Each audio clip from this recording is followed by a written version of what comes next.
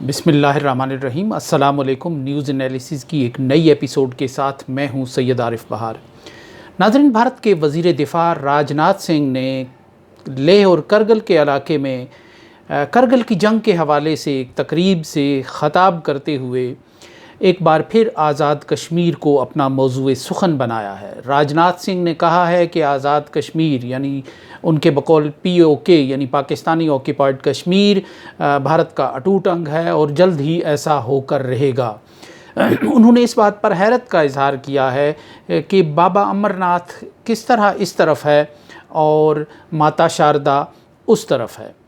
یہ ایک بڑی گہری بات ہے اور اس سے اندازہ ہوتا ہے کہ بھارت کی جو اب نئی قیادت ہے وہ ایک نئے مائنڈ سیٹ کے تحت کشمیر کو ہضم اور کشمیر کو ہڑپ کرنا چاہتی ہے۔ امر ناتھ وہ تاریخی مقام ہے، بلکہ ہندوؤں نے اسے ایک بہت بڑا مذہبی مقام بنا دیا ہے کہ جہاں وہ یہ سمجھتے ہیں کہ ایک متبرک مقام ہے اور جس مقام کی پوجا پاٹ کرنے کے لیے پھر بھارت سے ہر سال اب لاکھوں کی تعداد میں ہندو یاتری آتے ہیں اور وہ اپنے مذہبی فرائض وہاں سر انجام دیتے ہیں۔ اسی طرح شاردا جو ہے وہ آزاد کشمیر کے علاقے میں دارالحکومت مظفر آباد سے چند جو کلومیٹر ہیں اس کی دوری پر وادی نیلم میں ایک صحت افزا مقام اور بہترین سیاحتی مقام شاردا میں واقع ہے۔ یہ کہا جاتا ہے کہ یہ ہندوؤں کا ایک مقدس اور متبرک مقام ہے اور یہاں ان کی جو شاردا دیوی کے نام سے ایک دیوی تھی یہ اس سے منسوب ہے اور یہاں اس کے شاردا پیٹھ کے جو آثار ہیں وہ نظر آتے ہیں۔ تو جو کشمیر کے پنڈت ہیں ان کا یہ دعویٰ ہے کہ ان کا جو اوریجن ہے وہ شاردا سے اٹھا ہے اور شاردا میں موجود ہے۔ اس طرح اس کو شاردا مندر کو اور شاردا کے مقام کو جو ہندو تہذیب ہے اور بالخصوص کشمیر کی جو ہندو تہذیب ہے اس میں بہت اہم مذہبی حیثیت حاصل ہے۔ اب جو راجناتھ سنگھ نے بات کی ہے اس سے ایک نیا مائنڈ سیٹ نظر آ رہا ہے، یعنی 5 اگست 2019 کو بھارت نے جو فیصلہ کیا تھا کشمیر کی خصوصی شناخت کو ختم کرنے کا، وہ فیصلہ بے سبب اور علل ٹپ نہیں تھا۔ یہ ایک طویل المیعاد قسم کی منصوبہ بندی کا ایک اہم پڑاؤ تھا اور اس منصوبہ بندی کا ایک اہم نتیجہ تھا۔ وہ منصوبہ بندی جو 1947 سے ہی شروع ہوئی تھی اور جب RSS کے راما پرساد مکھرجی نے ایک پردھان کا نعرہ لگاتے ہوئے کشمیر کی خصوصی شناخت کے خلاف اور کشمیر کے الگ سٹیٹس کے خلاف، الگ حیثیت کے خلاف ایک کمپین چلائی تھی اور اسی راما پرساد مکھرجی کو پھر کشمیر کی حدود میں داخل ہونے کی بنا پر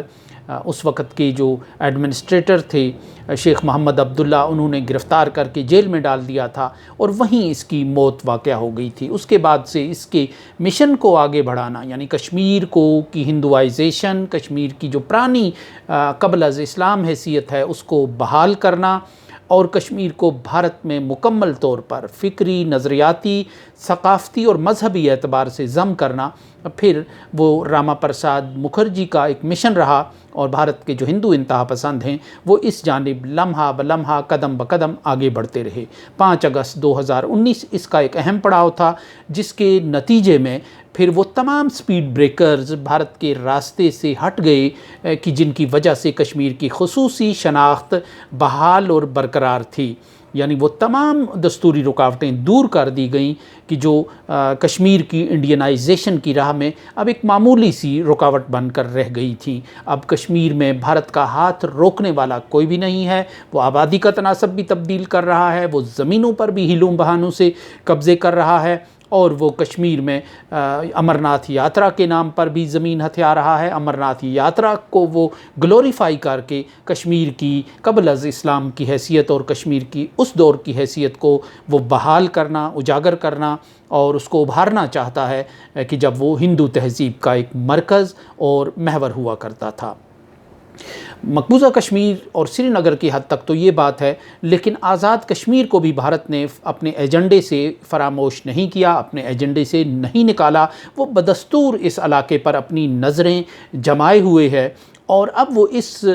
تصور کو، اس فینٹیسی کو اب وہ ایک حقیقت کا رنگ دینے کے لیے اسے بی جے پی کے دوسرے جو مقاصد ہیں ان کے بالکل ان کی طرح اپنے اس مقصد کو، حصول آزاد کشمیر کے مقصد کو بھی مذہبی رنگ میں رنگنا چاہتا ہے۔ جو امرناتھ بابا کی بات کی، جو اس وقت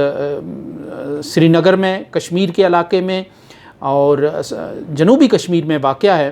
اس کے ساتھ ساتھ انہوں نے شاردا مندر کو، شاردا دیوی کو، شاردا پیٹھ کو بھی نظر انداز نہیں کیا۔ اور یوں لگتا ہے کہ بھارت اب اور بھارت کی جو موجودہ حکومت ہے اور یہ جو مائنڈ سیٹ ہے جو اب بھارت کی اسٹیبلشمنٹ تک سرایت کر گیا ہے، اس کی فوج تک سرایت کر گیا ہے، اس کی بیوروکریسی میں سرایت کر گیا ہے، اب کشمیر کو ہڑپ کرنے کے لیے، کشمیر کو